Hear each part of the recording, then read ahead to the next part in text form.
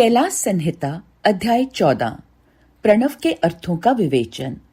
वामदेव जी बोले, भगवान षडानन, संपूर्ण विज्ञानमय अमृत के सागर, समस्त देवताओं के स्वामी महेश्वर के पुत्र, प्रणतार्ति के भंजन कार्तिकेय, आपने कहा है कि प्रणव के 6 प्रकार के अर्थों का परिज्ञान अभीष्ट वस्तु को देने वाला है। यह 6 प्रकार के अर्थों का ज्ञान क्या है? प्रभु, वे 6 प्रकार के अर्थ कौन कौन से हैं और उनका परिज्ञान क्या वस्तु है? उनके द्वारा प्रतिपाद्य वस्तु क्या है और उन अर्थों का परिज्ञान होने पर कौन सा फल मिलता है? पार्वती नंदन, मैंने जो बातें पूछी हैं उन सब का सम्यक रूप से वर्णन कीजिए। सुब्रमण्य स्कंद बोले, मुनि श्रेष्ठ, तुमने जो कुछ पूछा है उसे आदर पूर्वक सुनो। समष्टि और व्यष्टि भाव से महेश्वर का परिज्ञान ही प्रणवार्थ का परिज्ञान है। मैं इस विषय को विस्तार के साथ कहता हूँ। उत्तम व्रत का पालन करने वाले मुनीश्वर, मेरे इस प्रवचन से उन 6 प्रकार के अर्थों की एकता का भी बोध होगा।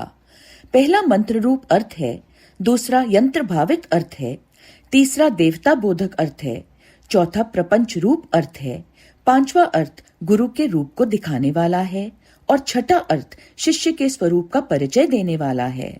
इस प्रकार ये 6 अर्थ बताए गए हैं। मुनि श्रेष्ठ, उन 6 अर्थों में जो मंत्र रूप अर्थ है उसको तुम्हें बताता हूँ। उसका ज्ञान होने मात्र से मनुष्य महाज्ञानी हो जाता है। प्रणव में वेदों ने 5 अक्षर बताए हैं।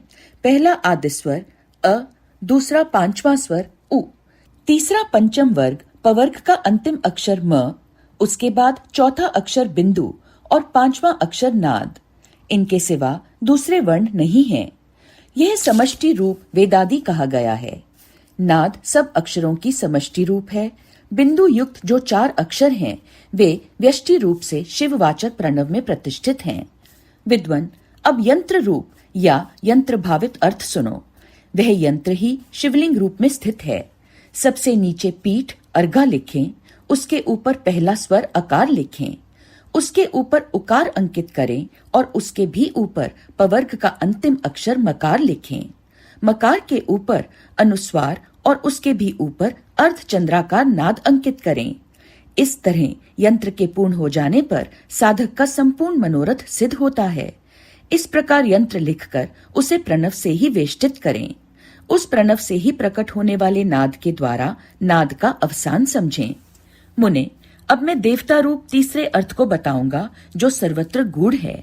वामदेव, तुम्हारे स्नेहवश भगवान शंकर के द्वारा प्रतिपादित उस अर्थ का मैं तुमसे वर्णन करता हूँ। सद्यो जातम प्रपद्यामी, यहाँ से आरंभ करके सदाशिवोम तक जो 5 मंत्र हैं, श्रुति ने प्रणव को इन सब का वाचक कहा है। इन्हें ब्रह्म रूपी 5 सूक्ष्म देवता समझना चाहिए। इन्हीं का शिव की मूर्ति के रूप में भी विस्तार पूर्वक वर्णन है। शिव का वाचक मंत्र शिव मूर्ति का भी वाचक है, क्योंकि मूर्ति और मूर्तिमान में अधिक भेद नहीं है। ईशान मुकुटोपेतः, इस श्लोक से आरंभ करके पहले इन मंत्रों द्वारा शिव के विग्रह का प्रतिपादन किया जा चुका है। अब उनके 5 मुखों का वर्णन सुनो। पंचम मंत्र ईशानः सर्व विद्या नाम को आदि मानकर वहां से लेकर ऊपर के सद्योजात मंत्र तक क्रमशः एक चक्र में अंकित करें। फिर सद्योजात से लेकर ईशान मंत्र तक क्रमशः उसी चक्र में अंकित करें। यही 5 भगवान शिव के 5 मुख बताए गए हैं। पुरुष से लेकर सद्योजात तक जो ब्रह्म रूप 4 मंत्र हैं, वे ही महेश्वर देव के चतुर्व्यूह पद पर प्रतिष्ठित हैं। ईशान मंत्र सद्योजात आदि 5 मंत्रों का समष्टि रूप है। मुने, पुरुष से लेकर सद्योजात तक जो 4 मंत्र हैं, वे ईशान देव के व्यष्टि रूप हैं। इसे अनुग्रहमय चक्र कहते हैं। यही पंचार्थ का कारण है। यह सूक्ष्म, निर्विकार, अनामय परब्रह्म स्वरूप है। अनुग्रह भी 2 प्रकार का है। एक तो तिरोभाव आदि 5 कृत्यों के अंतर्गत है, दूसरा जीवों को कार्य कारण आदि के बंधनों से मुक्ति देने में समर्थ है। यह दोनों प्रकार का अनुग्रह सदाशिव का ही द्विविध कृत्य कहा गया है। मुने, अनुग्रह में भी सृष्टि आदि कृत्यों का योग होने से भगवान शिव के 5 कृत्य माने गए हैं। इन 5 कृत्यों में सद्योजात आदि देवता प्रतिष्ठित बताए गए हैं। वे 5 परब्रह्म स्वरूप तथा सदा ही कल्याणदायक हैं। अनुग्रहमय चक्र शांत्यतीत कला रूप है। सदा शिव से अधिष्ठित होने के कारण उसे परम पद कहते हैं। शुद्ध अंतकरण वाले सन्यासियों को मिलने योग्य पद यही है। जो सदा शिव के उपासक हैं और जिनका चित्त प्रणवोपासना में संलग्न है, उन्हें भी इसी पद की प्राप्ति होती है। इसी पद को पाकर मुनीश्वर गण उन ब्रह्म रूपी महादेव जी के साथ प्रचुर दिव्य भोगों का उपभोग करके महाप्रलय काल में शिव की समता को प्राप्त हो जाते हैं। वे मुक्त जीव फिर कभी संसार सागर में नहीं गिरते। ते ब्रह्म लोकेशु परांत काले परामृताः परिमुच्यन्ति सर्वे। इस सनातन श्रुति ने इसी अर्थ का प्रतिपादन किया है। शिव का ऐश्वर्य भी यह समष्टि रूप ही है। अथर्ववेद की श्रुति भी कहती है कि वह संपूर्ण ऐश्वर्य से संपन्न है। संपूर्ण ऐश्वर्य प्रदान करने की शक्ति सदाशिव में ही बताई गई है। चमकाध्याय के पद से यह सूचित होता है कि शिव से बढ़कर दूसरा कोई पद नहीं है। ब्रह्म पंचक के विस्तार को ही प्रपंच कहते हैं। इन 5 ब्रह्म मूर्तियों से ही निवृत्ति आदि 5 कलाएं हुई हैं। वे सब की सब सूक्ष्म भूत स्वरूपिणी होने से कारण रूप में विख्यात हैं। उत्तम व्रत का पालन करने वाले वामदेव स्थूल रूप में प्रकट जो यह जगत प्रपंच है, इसको जिसने 5 रूपों द्वारा व्याप्त कर रखा है, वह ब्रह्म अपने उन 5 रूपों के साथ ब्रह्म पंचक नाम धारण करता है। मुनि श्रेष्ठ, पुरुष, श्रोत्र, वाणी, शब्द और आकाश, इन 5 को ब्रह्मा ने ईशान रूप से व्याप्त कर रखा है। मुनीश्वर प्रकृति, त्वचा, पाणी, स्पर्श और वायु, इन 5 को ब्रह्मा ने ही पुरुष रूप से व्याप्त कर रखा है। अहंकार, नेत्र, पैर, रूप और अग्नि, ये 5 अघोर रूपी ब्रह्मा से व्याप्त हैं। बुद्धि, रसना, पायु, रस और जल, ये वामदेव रूपी ब्रह्मा से नित्य व्याप्त रहते हैं। मन, नासिका, उपस्थ, गंध और पृथ्वी, ये 5 सद्योजात रूपी ब्रह्मा से व्याप्त हैं।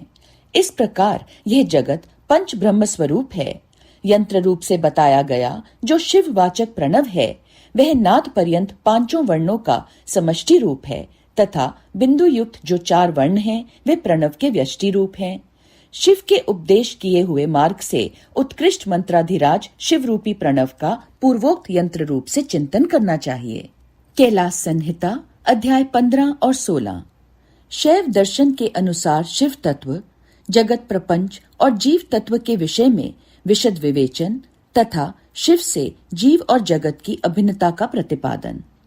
तदनंतर उत्तम श्रेष्ठ पद्धति का वर्णन करके सृष्टि, स्थिति और संहार सबको शक्तिमान शिव की लीला बतलाते हुए वामदेव जी के पूछने पर स्कंद ने कहा, मुने, कर्मास्ति तत्व से लेकर जो विस्तृत शास्त्रवाद है, अर्थात कर्म सत्ता के प्रतिपादक कर्म फलवाद से आरंभ करके शास्त्रों में जो विविध विषयों का विशद विवेचन है, वह ज्ञान प्रदान करने वाला है।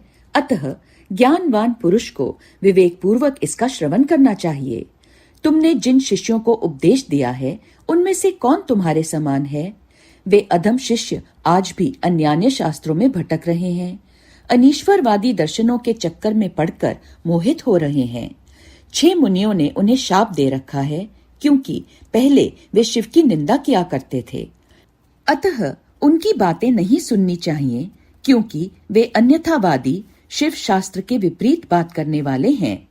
यहाँ 5 अव्ययों से युक्त अनुमान के प्रयोग के लिए भी अवकाश है ही।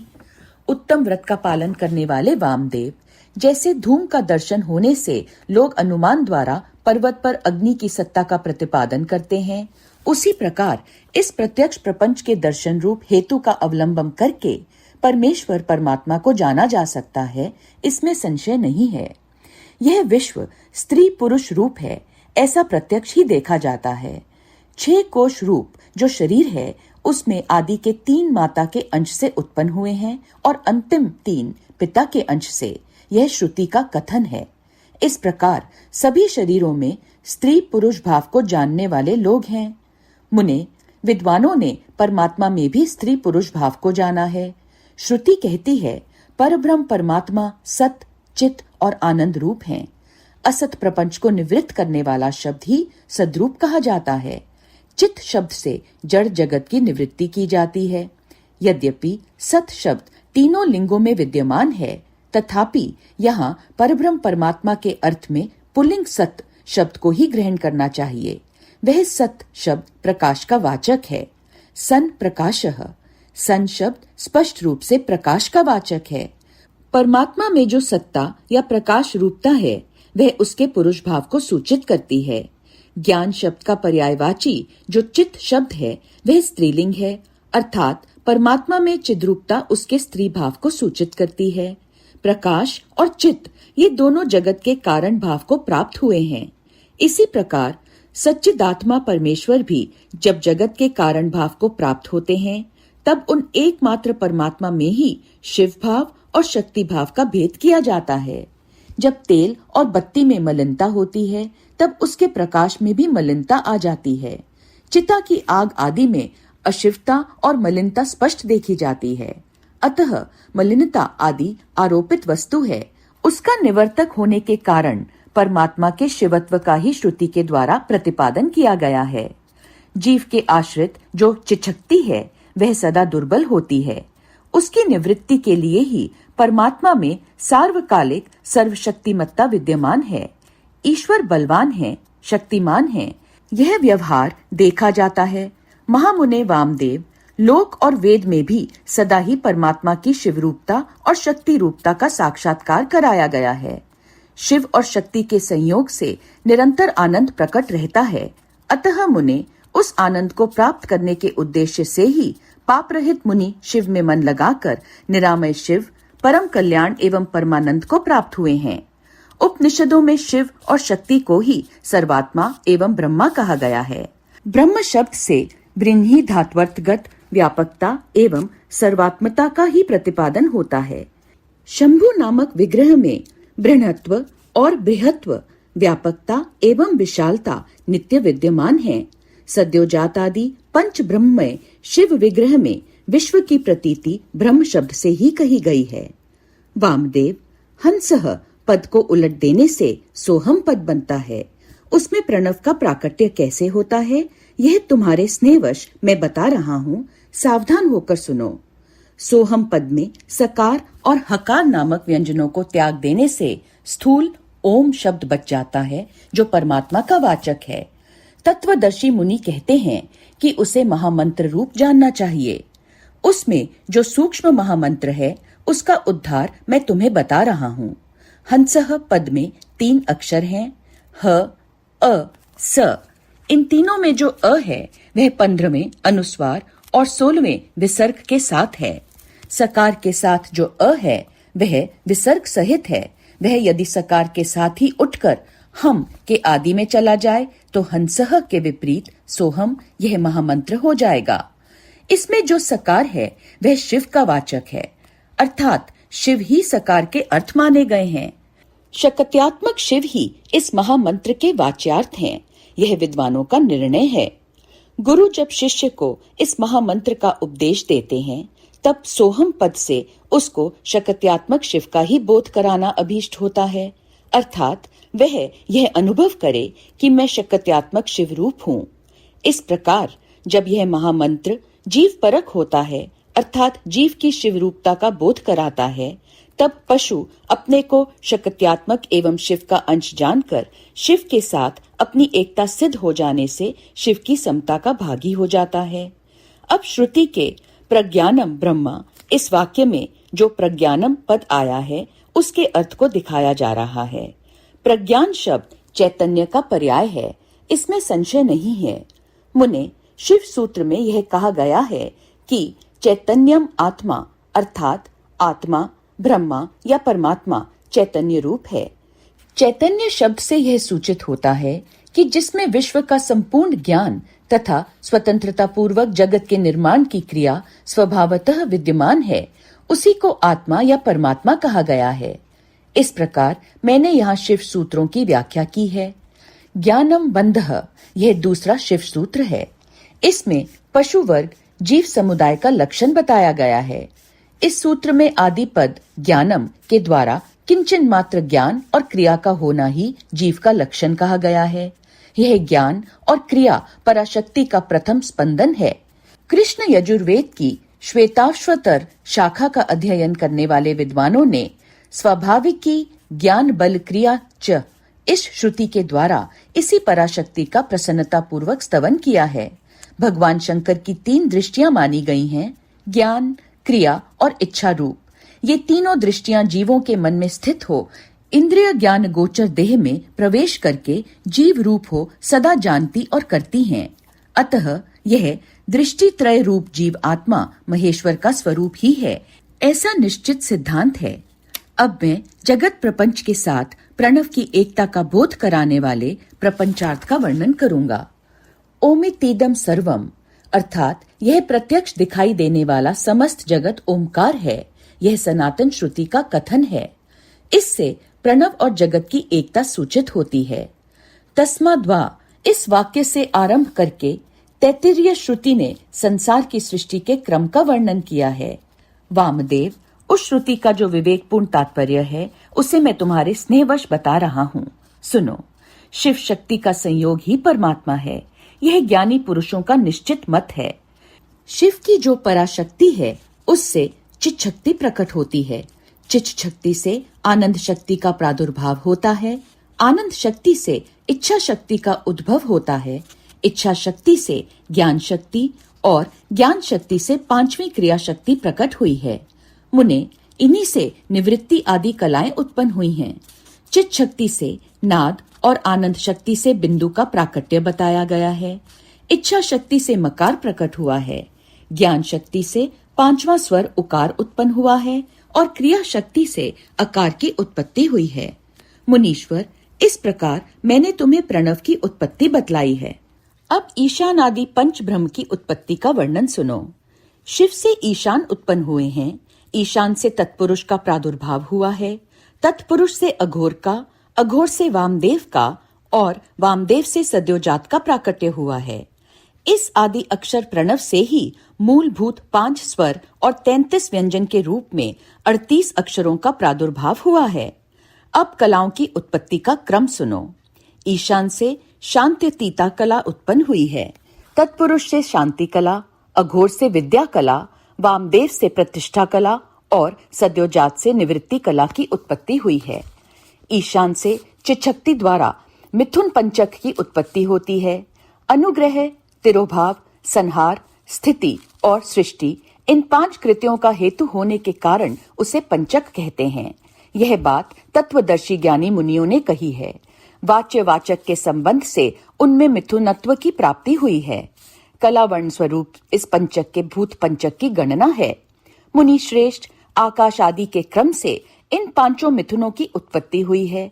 इनमें पहला मिथुन है आकाश, दूसरा वायु, तीसरा अग्नि, चौथा जल और 5वां मिथुन पृथ्वी है। इनमें आकाश से लेकर पृथ्वी तक के भूतों का जैसा स्वरूप बताया गया है उसे सुनो। आकाश में एकमात्र शब्द ही गुण है, वायु में शब्द और स्पर्श 2 गुण हैं, अग्नि में शब्द, स्पर्श और रूप इन तीनों गुणों की प्रधानता है, जल में शब्द, स्पर्श, रूप और रस ये 4 गुण माने गए हैं तथा पृथ्वी शब्द, स्पर्श, रूप, रस और गंध इन 5 गुणों से संपन्न है। यही भूतों का व्यापकत्व कहा गया है, अर्थात शब्द आदि गुणों द्वारा आकाश आदि भूत, वायु आदि परवर्ती भूतों में किस प्रकार व्यापक है यह दिखाया गया है। इसके विपरीत गंध आदि गुणों के क्रम से वे भूत पूर्ववर्ती भूतों से व्याप्य हैं, अर्थात गंध गुण वाली पृथ्वी जल का और रसगुण वाला जल अग्नि का व्याप्य है इत्यादि रूप से इनकी व्याप्यता को समझना चाहिए। 5 भूतों का यह विस्तार ही प्रपंच कहलाता है।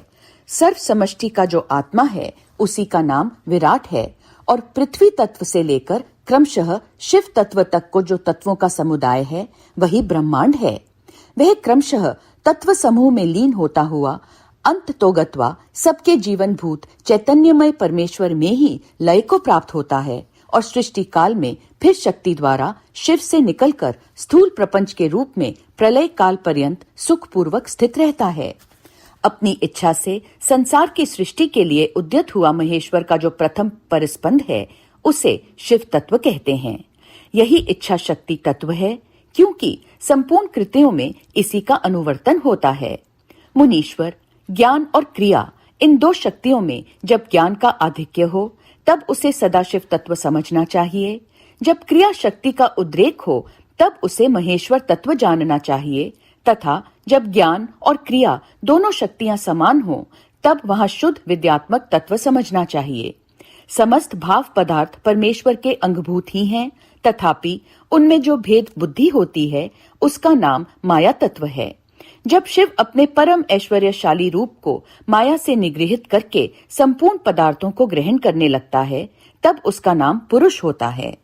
तत् सृष्ट्वा तदेवानु प्राविशत, उस शरीर को रचकर स्वयं उसमें प्रविष्ट हुआ। इस श्रुति ने उसके इसी स्वरूप का प्रतिपादन किया है, अथवा इसी तत्व का प्रतिपादन करने के लिए उक्त श्रुति का प्रादुर्भाव हुआ है।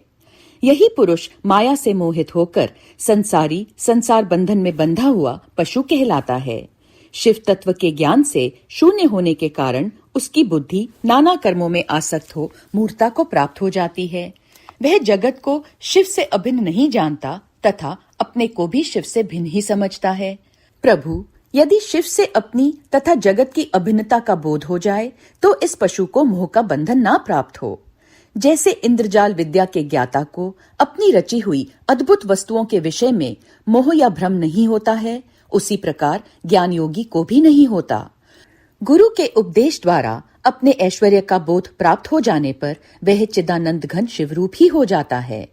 शिव की 5 शक्तियां हैं: सर्व कर्तृत्व रूपा, सर्व तत्व रूपा, पूर्णत्व रूपा, नित्यत्व रूपा और व्यापकत्व रूपा। जीव की 5 कलाएं हैं: कला, विद्या, राग, काल और नियति। इन्हें कला पंचक कहते हैं। जो यहाँ 5 तत्वों के रूप में प्रकट होती हैं उसका नाम कला है। जो कुछ कुछ कर्तृत्व में हेतु बनती हैं और कुछ तत्व का साधन होती हैं उस कला का नाम विद्या है।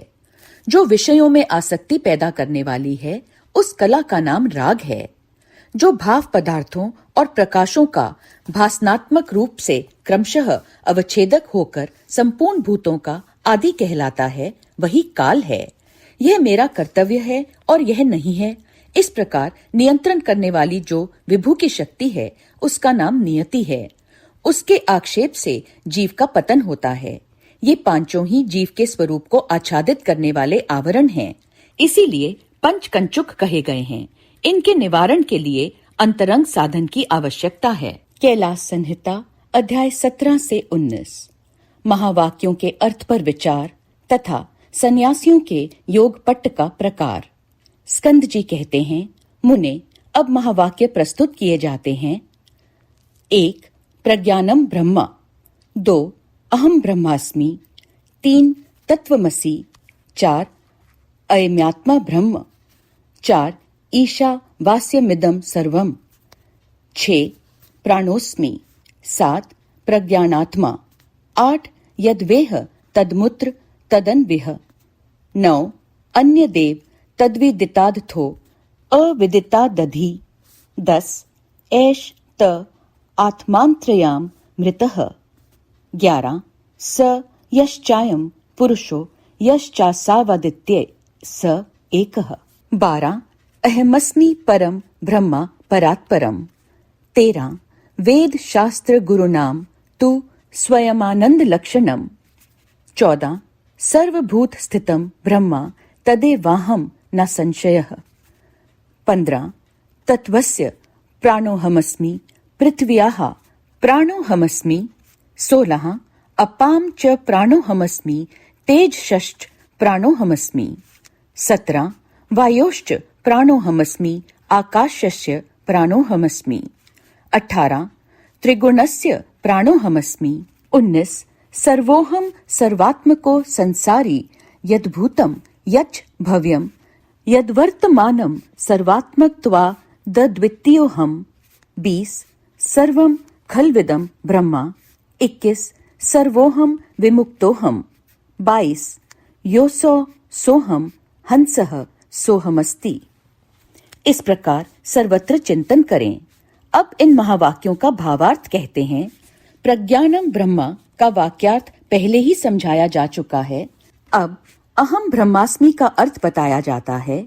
शक्ति स्वरूप अथवा शक्ति युक्त परमेश्वर ही अहम पद के अर्थभूत हैं।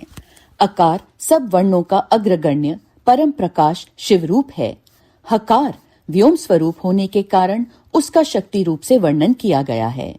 शिव और शक्ति के संयोग से सदा आनंद उदित होता है। मकार उसी आनंद का बोधक है। ब्रह्म शब्द से शिव शक्ति की स्वरूपता स्पष्ट ही सूचित होती है।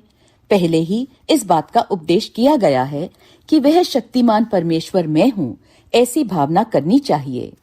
अब तत्वमसि का अर्थ कहते हैं।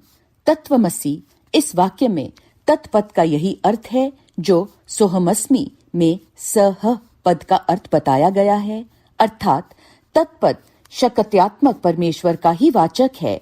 अन्यथा सोहम इस वाक्य में विपरीत अर्थ की भावना हो सकती है। क्योंकि अहम पद पुल्लिंग है, अतः सह के साथ उसका अन्वय हो जाएगा, परंतु तत्पद नपुंसक है और त्वम पुल्लिंग, अतः परस्पर विरोधी लिंग होने के कारण उन दोनों में अन्वय नहीं हो सकता। जब दोनों का अर्थ शक्तिमान परमेश्वर होगा, तब अर्थ में समान लिंगता होने से अन्वय में अनुपपत्ति नहीं होगी। यदि ऐसा ना माना जाए तो स्त्री पुरुष रूप जगत का कारण भी किसी और ही प्रकार का होगा। इसलिए सोहमस्मि का सह और तत्वमसि का तत्, ये दोनों समानार्थक हैं। इन महावाक्यों के उपदेश से एक ही अर्थ की भावना का विधान है। अब अयमात्मा ब्रह्म का अर्थ बताया जाता है। अयमात्मा ब्रह्म इस वाक्य में अयम और आत्मा ये दोनों पद पुल्लिंग रूप हैं, अतः यहाँ अन्वय में बाधा नहीं है। अयम शक्तिमान परमेश्वर रूप, आत्मा ब्रह्मा है, यह इस वाक्य का तात्पर्य है। अब ईशा वास्यमिदं सर्वम का भावार्थ बता रहे हैं। परमेश्वर से रक्षणीय होने के कारण यह संपूर्ण जगत उनसे व्याप्त है। अब प्राणोस्मि, प्रज्ञानात्मा और यद्वेह तद्मुत्र इन वाक्यों के अर्थ पर विचार किया जाता है। मैं प्रज्ञान स्वरूप प्राण हूँ। यहाँ प्राण शब्द परमेश्वर का ही वाचक है। जो यहाँ है वह वहाँ है, ऐसा चिंतन करें। यहाँ यत तत् का अर्थ क्रमशः यह और सह है, अर्थात जो परमात्मा यहाँ है वह परमात्मा वहाँ है, ऐसा सिद्धांत पक्ष का अवलंबन करने वाले विद्वानों ने कहा है। उपर्युक्त वाक्य में यद मूत्र तदन्विह इस वाक्यांश का भाव ये है कि यह मूत्र स इह स्थितः, अर्थात जो परमात्मा वहां परलोक में स्थित है वही यहाँ इस लोक में स्थित है। इस प्रकार विद्वानों को पहले के समान ही परम पुरुष परमात्मा रूप अर्थ यहाँ अभीष्ट है।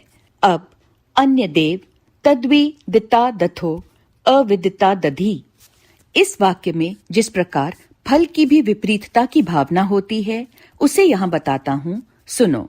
विदितात यह पद अयथा विदितात के उन्हीं का इन समस्त उत्कृष्ट गुणों से नित्य संबंध है।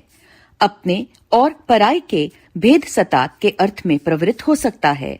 वह विदित से भिन्न है, अर्थात जो असम्य गुरु रूप से ज्ञात है उससे भिन्न है। इसी प्रकार जो यथावत रूप से विदित नहीं है उससे भी पृथक है। इस कथन से यह निश्चित होता है कि मुक्ति रूप फल की सिद्धि के लिए कोई और ही तत्व है जो विदिता विदित से परे है, परंतु जो आत्मा है वह सर्वरूप है, वह किसी से अन्य नहीं हो सकता। अतः आत्मा या ब्रह्मा आदि पद पूर्ववत शक्तिमान परमेश्वर शिव के ही बोधक हैं, यह मानना चाहिए। अब एष्त आत्मा तथा यश्चायम पुरुषे इन दो वाक्यों के अर्थ पर विचार किया जाता है। यह तुम्हारा अंतर्यामी आत्मा है जो स्वयं ही अमृत स्वरूप शिव है। यह जो पुरुष में शंभु है वही सूर्य में भी स्थित है। इन दोनों में कोई भेद नहीं है। जो पुरुष में है वही आदित्य में है। इन दोनों में पृथकता नहीं है, वह तत्व एक ही है। उसी को सर्वरूप कहा गया है। पुरुष और आदित्य इन दो उपाधियों से युक्त जो अर्थ किया जाता है वह औपचारिक है। उन शंभुनाथ को सब श्रुतियां हिरण्यमय बताती हैं। हिरण्य वाहने नमः इसमें जो बाहु शब्द है वह सब अंगों का उपलक्षण है, अन्यथा उसे हिरण्यपति कहना किसी भी यत्न से संभव नहीं होता। छांदोग्योपनिषद में जो यह श्रुति है, यह ऐशोन्तरादित्ये हिरण्यमयः पुरुषो दृश्यते हिरण्ययश्म श्रुहिरण्यकेश आपरणखात सर्व एव सुवर्णः, इसके द्वारा आदित्य मंडलांतर्गत पुरुष को सुवर्णमय दाढ़ी मूछों वाला, सुवर्ण सदृश केशों वाला तथा नख से लेकर केशाग्र भाग पर्यंत सारा का सारा सुवर्णमय प्रकाशमय ही बताया गया है। अतः वह हिरण्यमय पुरुष साक्षात शंभु ही हैं। अब अहमस्मि परम ब्रह्मा परापर परात् परम इस वाक्य का तात्पर्य बताता हूँ, सुनो। अहम पद के अर्थभूत सत्यात्मा शिव ही बताए गए हैं। वे ही शिव मैं हूँ, ऐसी वाक्यार्थ योजना अवश्य होती है। उन्हीं को सबसे उत्कृष्ट और सर्वस्वरूप परब्रह्म कहा गया है। उसके 3 भेद हैं, पर, अपर तथा परात्पर। रुद्र, ब्रह्मा और विष्णु ये 3 देवता श्रुति ने ही बताए हैं। यही क्रमशः पर, अपर तथा परात्पर रूप हैं। इन तीनों से भी जो श्रेष्ठ देवता हैं वे शंभु परब्रह्म शब्द से कहे गए हैं। वेदों, शास्त्रों और गुरु के वचनों के अभ्यास से शिष्य के हृदय में स्वयं ही पूर्णानंदमय शंभु का प्रादुर्भाव होता है। संपूर्ण भूतों के हृदय में विराजमान शंभु ब्रह्मरूप ही हैं। वही मैं हूँ, इसमें संशय नहीं है। मैं शिव ही संपूर्ण तत्व समुदाय का प्राण हूँ। ऐसा कहकर स्कंद जी फिर कहते हैं, मुने, मैं शिव आत्म तत्व, विद्या तत्व और शिव तत्व इन तीनों का प्राण हूँ। पृथ्वी आदि का भी प्राण हूँ। पृथ्वी आदि के गुणों तक का ग्रहण होने से यह समझ लो कि यहाँ सारे आत्म तत्व गृहीत हो गए। फिर सबका ग्रहण विद्या तत्व और शिव तत्व का भी ग्रहण कराता है। इन सब तत्वों का मैं प्राण हूँ। मैं सर्व हूँ, सर्वात्मक हूँ। जीव का भी अंतर्यामी होने से उसका भी जीवात्मा हूँ। जो भूत, वर्तमान और भविष्यत काल हैं, वे सब मेरा स्वरूप होने के कारण मैं ही हूँ। सर्वो वै रुद्रः, सब कुछ रुद्र ही है। यह श्रुति साक्षात शिव के मुख से प्रकट हुई है। अतः शिव ही सर्वरूप हैं, क्योंकि उन्हीं का इन समस्त उत्कृष्ट गुणों से नित्य संबंध है। अपने और पराय के भेद से रहित होने के कारण मैं ही अद्वितीय आत्मा हूँ।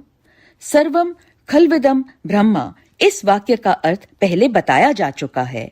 मैं भाव रूप होने के कारण पूर्ण हूँ। नित्य मुक्त भी मैं ही हूँ। पशु, जीव मेरी कृपा से मुक्त होकर मेरे स्वरूप को प्राप्त होते हैं। जो सर्वात्मक शंभु हैं, वही मैं हूँ। मैं शिव रूप हूँ। वामदेव, इस प्रकार संपूर्ण वाक्यों के अर्थ भगवान शिव ही बताए गए हैं। ईशावास्योपनिषद की श्रुति के 2 वाक्यों द्वारा प्रतिपादित अर्थ साक्षात शिव की एकता का ज्ञान प्रदान करने वाला होता है। गुरु को चाहिए कि शिष्यों को इसका आदर पूर्वक उपदेश करे।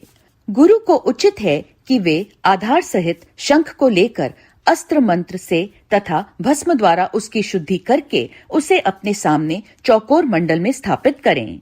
फिर ओमकार का उच्चारण करके गंध आदि के द्वारा उस शंख की पूजा करें। उसमें वस्त्र लपेट दें और सुगंधित जल भरकर प्रणव का उच्चारण करते हुए उसका पूजन करें।